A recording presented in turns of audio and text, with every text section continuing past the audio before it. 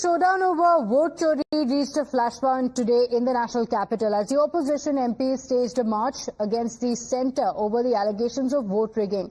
The Delhi police detained protesting India Bloc MPs as they were leading a march from the Parliament House to the Election Commission of India headquarters against the special intensive revision of the electoral rolls in Bihar and alleged malpractices in the elections. Now, the leader of opposition in the Lok Sabha, Rahul Gandhi, was leading the protest march from Makardwar in the Parliament to the ECI office, and as they proceeded from the Parliament House, they were stopped by the police, who had erected barricades, while some MPs, including the TMC's Mahua Moitra and Samajwadi Party's Akhilesh Yadav, were seen climbing the barricades. Others, including Priyanka Gandhi and Mallikarjun Kharge, began a sit-in protest at the site.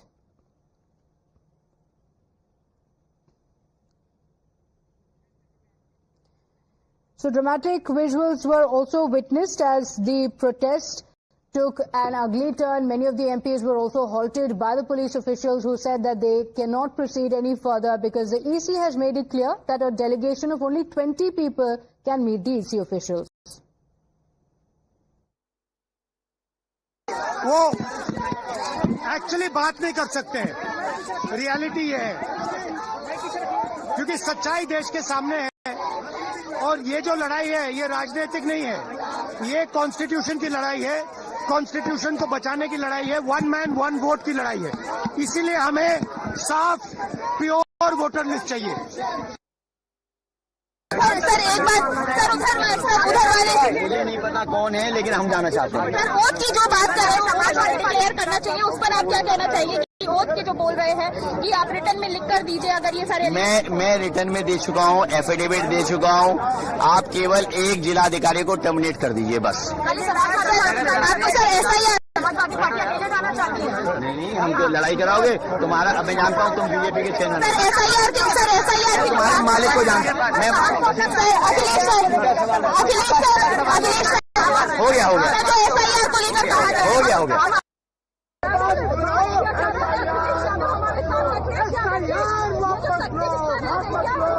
ये मीरापुर का चुनाव है जहाँ पर police ने vote रोकने का काम किया और केवल यूपी में न जाने कितने वोटर्स को वोट नहीं डालने दिया सरकार ने मिलकर के।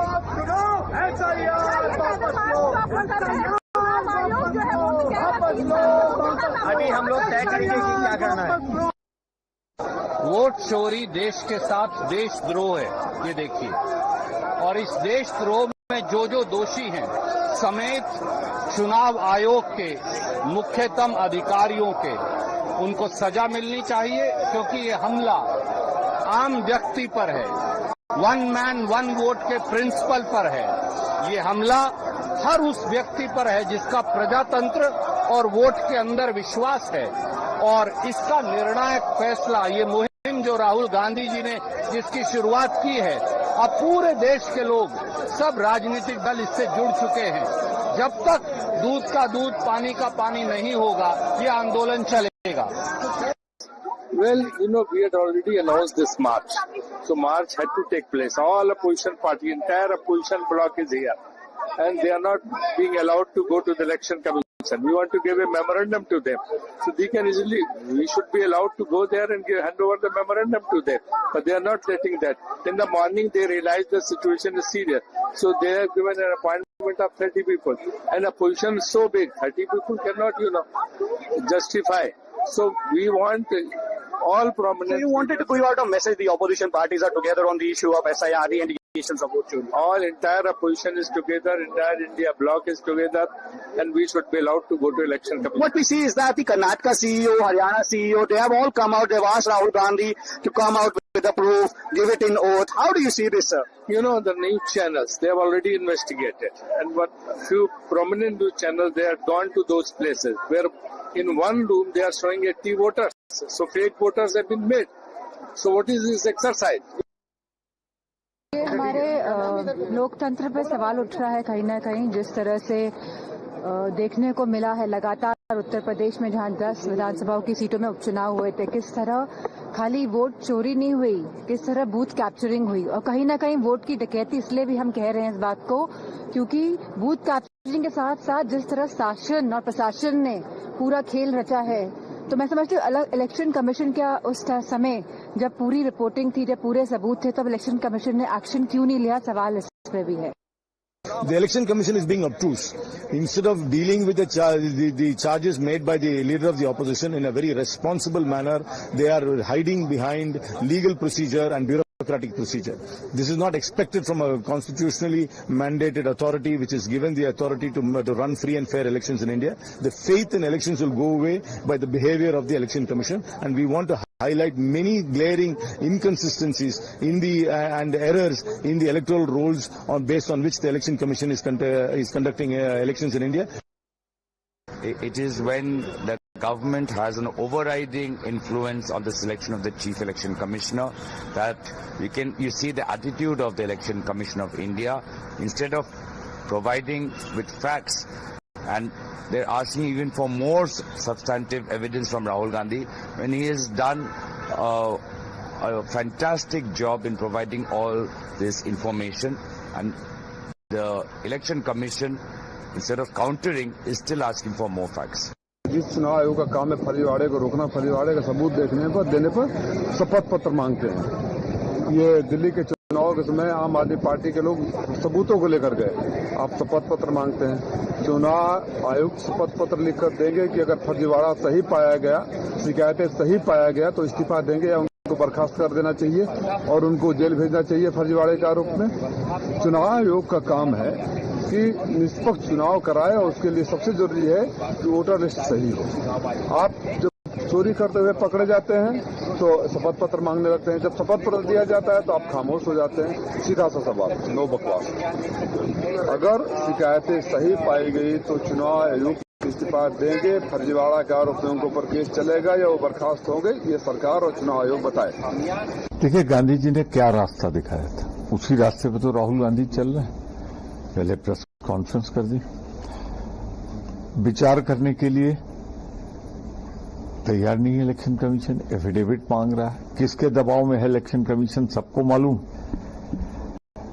तो हमारे सामने गांधी जी का दूसरा रास्ता, हम जैसे उन्होंने दांडी मार्च किया था आजादी के लिए, हम लोकतंत्र बचाने के लिए पार्लियामेंट हाउस से, मकर द्वार से मार्च करेंगे निर्वाचन आयोग तक और उनसे चाहेंगे कि हमारी बातें सुने और सुनकर देश के लोकतंत्र को की जो हत्या कर रही है भाजपा सरकार, उसमें सहभागी और सह अभियुक्त न बने।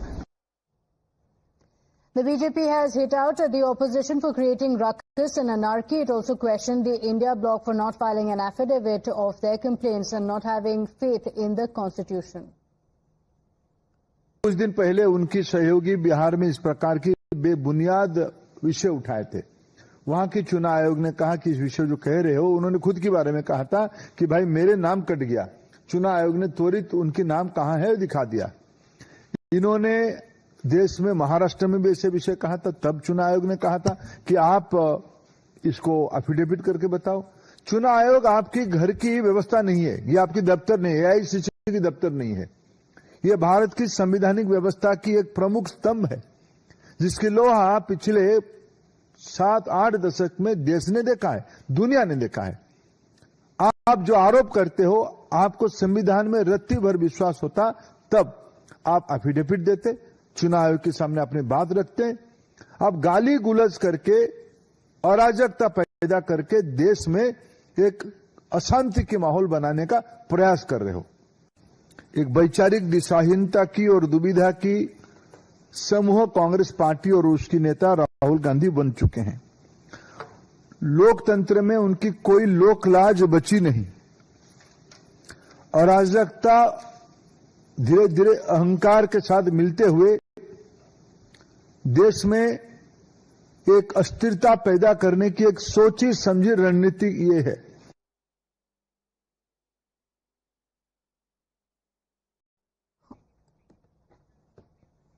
All right, so this was the reaction that came in from the BJP that said that if the opposition feels there are issues with the election commission, then why not file a formal complaint? In fact, the BJP went on to say that this is anarchy.